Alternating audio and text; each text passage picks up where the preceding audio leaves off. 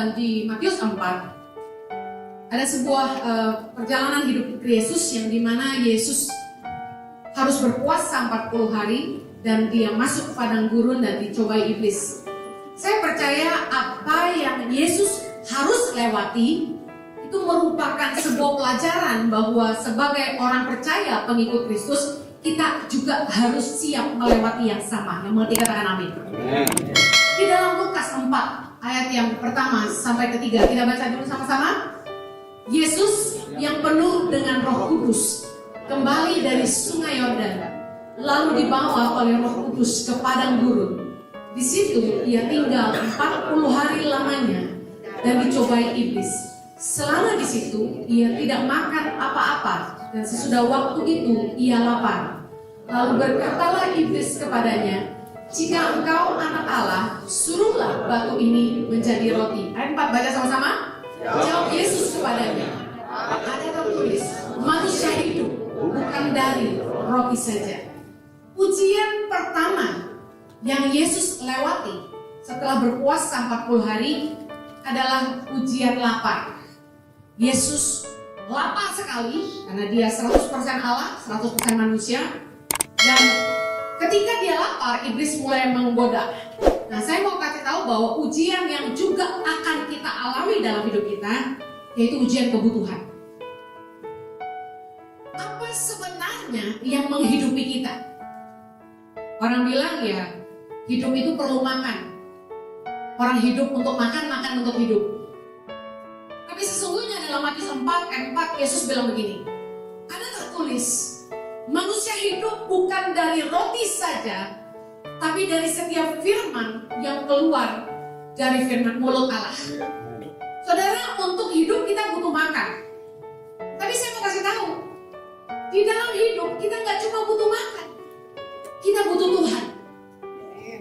Anda bisa makan sehari 3 kali, makan sampai buncit sekalipun, makan sampai kenyang. Tapi kalau saya kasih tahu, kalau Tuhan putuskan hidupmu selesai hari ini, Anda selesai. Kita nggak bisa hidup hanya dari makan. Kita hidup dari firman Tuhan. Kalau Tuhan berkata hiduplah, kita hidup. Kalau Tuhan bilang selesai, kita selesai. Saudara pernah dengar orang yang jaga makan, jaga hidup, dia cuma makan sayur organik, jaga banget hidupnya, olahraga, rajin, tapi umurnya pendek.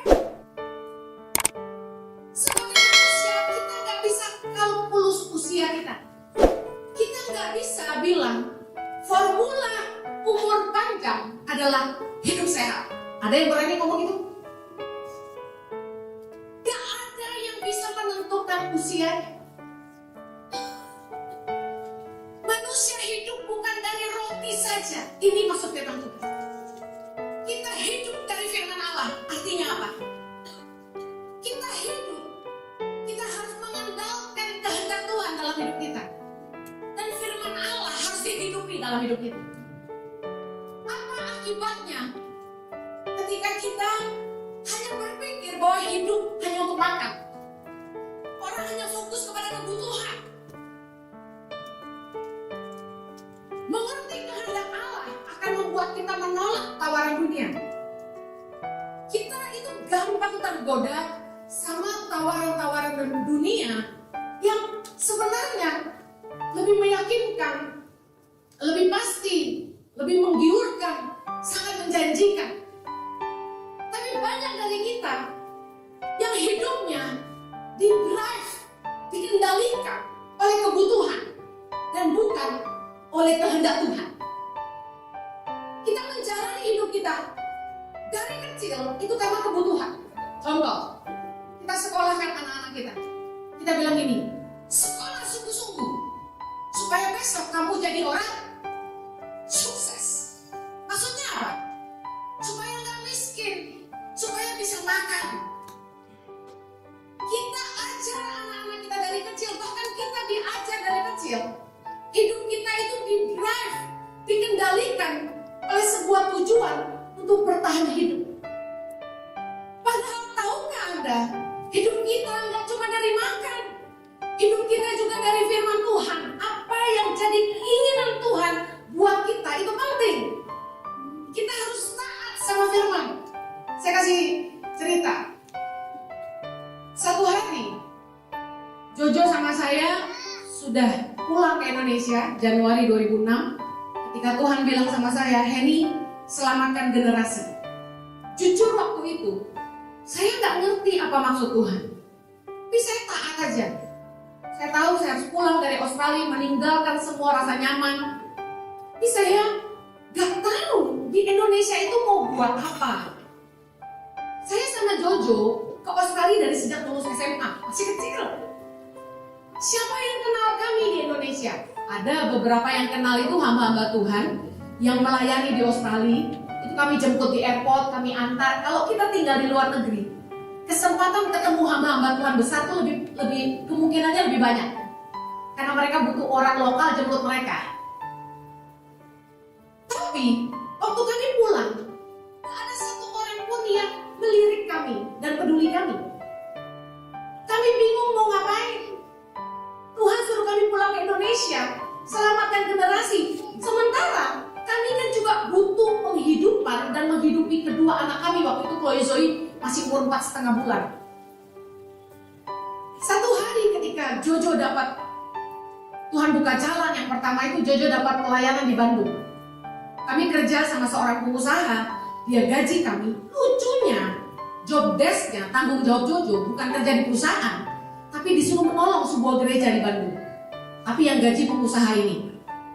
Nah, ketika kami di Bandung, karena pengusaha ini bos kami, dia bilang gini sama Jojo, saya mau kamu jadi hamba Tuhan hebat seperti Benny Hinn. Gue masih ingat sampai hari ini. Gue ngebayangin Jojo pakai jas putih, celana putih, sepatu putih. Terus dia bilang gini, kamu mau saya kenalkan sama seorang hamba Tuhan besar, saya nggak sebut karena ini di mimbar. Nanti beliau akan buka gereja di Australia. Beliau butuh orang yang punya permanent resident Australia. Jadi saya mau kenalkan kamu. Kamu berangkat ke Sydney, pulang ke Australia, buka gereja dia. Kami akan gaji kamu $8,000, kasih kamu rumah, kasih kamu mobil. Menurut Anda menggiurkan nggak tuh? Pasti nggak tuh? Pasti, duitnya jelas, rumahnya jelas. Buat penghidupan pribadi lebih meyakinkan, bisa ngerti ya? Kemudian Jojo pulang setelah ketemu sama atasannya, dan dia bilang cerita sama saya, dan saya bilang ini, Jo, dulu sebelum kita pulang ke Indonesia, di Australia kamu nggak kerja ikut orang, kamu punya bisnis. Penghasilannya lebih besar dari yang ditawarkan. Kita punya rumah, kita punya mobil 2, itu aja kita tinggalin. Ngapain sekarang kita balik lagi ke Australia hanya karena tawaran yang nggak sama dengan yang kami punya dulu? Saya bilang kita tinggalin semuanya karena taat sama panggilan Tuhan. Tapi saya bilang ini sama suami saya, kamu suami saya, kalau kamu bilang kita kembali ke Australia, saya akan packing malam ini juga. Saya taat dong, suami saya. Tapi kalau kamu percaya kepada panggilan Tuhan, kita harus tinggal di Indonesia. Saudara, saya kasih tahu, Anda dengar cerita ini, kami yang ngejalaninnya setengah mati. Di Indonesia, gaji dari pengusaha itu, aduh, buat kami, ya ampun, kecil banget dibanding apa yang kami punya dulu. Tapi sangat membantu buat kami bertahan hidup. Kalau kami nggak nurut sama dia, maaf, orang kaya kan gak suka dilawan ya. Enggak, saya orangnya terus terang. Kalau kita nggak nurut sama dia, pasti kita dipecat. Benar dong? Berarti kehilangan penghasilan bulanan. Tawaran dunia sangat menggiurkan, sangat meyakinkan, pasti angkanya. Panggilan Tuhan gak jelas. Selamatkan generasi. Siapa yang hidupin gua? Gua bikin apa? Nolong orang miskin di Indonesia, banyak orang miskin. Mulainya dari mana? Pakai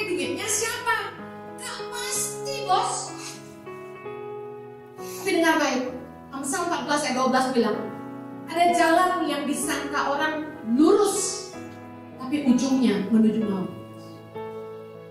Anda harus tahu kalau hidup kita hanya di-drive, dikendalikan sama kebutuhan, kita nggak akan taat sama firman Tuhan. Kebutuhan lawannya itu kebenaran. Seringkali karena kebutuhan kita berkompromi dengan kebenaran. Yang penting gua kaya, orang mati nggak apa-apa, kan gitu. Amsal 9 ayat 17. Mari kita baca sama-sama. Air curian manis dan roti yang dimakan dengan sembunyi-sembunyi lezat rasanya. Ayat 18. Tetapi orang itu tidak tahu bahwa di sana ada arwah-arwah dan bahwa orang-orang yang diundangnya ada di dalam dunia orang mati. Saya mau kasih tahu, kalau Anda hidup cuma di-drive oleh kebutuhan dan Anda berkompromi dengan kebenaran, ujungnya udah pasti kematian. Jangan hidup seolah-olah tidak ada akhir. Dengar baik, setiap kita harus mempertanggungjawabkan hidup kita kepada Sang Pencipta. Jangan sombong kayak nggak bakal ketemu Tuhan. Jaga hidup kita. Tapi kalau kita hidup dipimpin oleh kebenaran firman, saya kasih tahu, carilah dahulu kerajaan Allah dan kebenarannya, maka semuanya ditambahkan. Soal urusan makan, minum, dikatakan Bapa di sorga tahu kamu membutuhkan semuanya itu. Ketika Yesus diuji untuk mengubah batu jadi roti, percaya nggak Yesus pengen banget sebenarnya? Lapar. Biasanya laki-laki kalau udah lapar nggak bisa diajak ngomong, emosi. Saya juga sih. Ada di sini yang kalau lapar kayak emosi. Saya mau kasih tahu, Yesus pengen makan, tapi dia sadar ini ujian. Roti bicara itu adalah ujian untuk kita nggak menuruti keinginan daging kita. Kalau Anda ingin hidup dalam kebenaran, dengar Galatia 5 ayat 16. Maksudku ialah hiduplah oleh Roh, maka kamu tidak akan menuruti keinginan daging. Sebab keinginan daging berlawanan dengan keinginan Roh, dan keinginan Roh berlawanan dengan keinginan daging. Karena keduanya bertentangan sehingga kamu setiap kali tidak melakukan apa yang kamu kehendaki. Yuk kita jujur. Pada kenyataannya dosa itu enak dan sulit ditolak. Katakan amin. Kok bohong?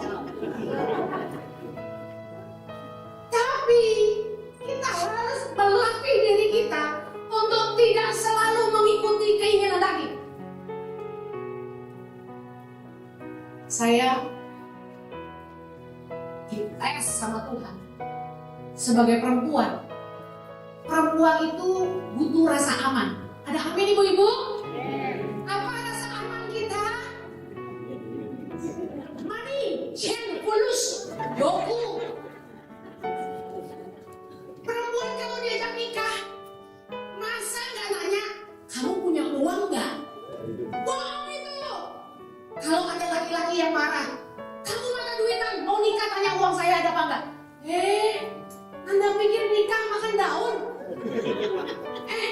Jangan percaya sama lagu dangdut yang berkata, asalkan makan sepiring berdua, tidur di tikar nggak apa-apa. Apa-apa lagi? Emangnya lu kawin cuma berdua? Berdua lah kita selamanya. Enggak. Setelah Anda menikah, ada buntut-buntutnya. Begitu Anda lihat anakmu lahir, gak punya duit beli susu, baru lo tahu rasa mana kita buta. Gak bisa. Kita pasti punya kebutuhan. Kita mau jujur, kita mau belajar firman. Oke? Kita punya kebutuhan. Saya sama Jojo diuji, anak 2 perlu beli susu. Udah gitu ngomong gak kelar-kelar 4,5 tahun. Beli pampers terus. Sudah pakai tuh segala macam yang wejangan orang tua, kasih capung lah di pusatnya. Gak baik-baik.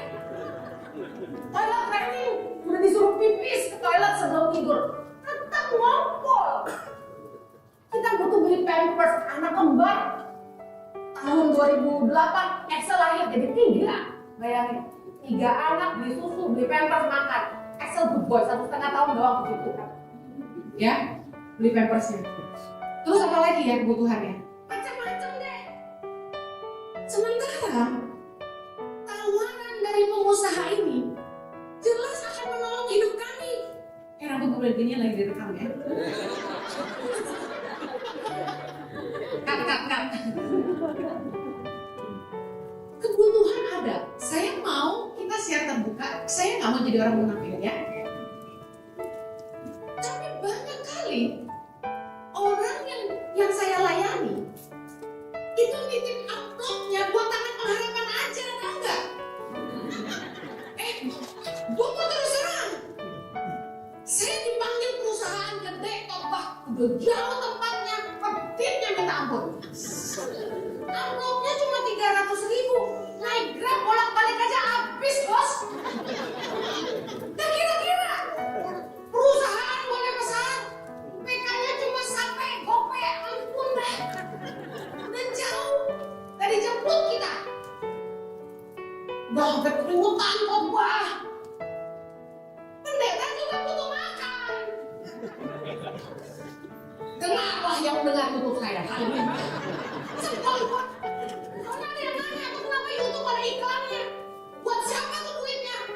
Lu gak pernah kasih gua berpuluhan, banyak ngomel lagi lu ya kan. Maunya denger YouTube aja. Saya mau kasih tahu gini. Waktu saya pelayanan dan orang nitip persembahan buat tangan pengharapan.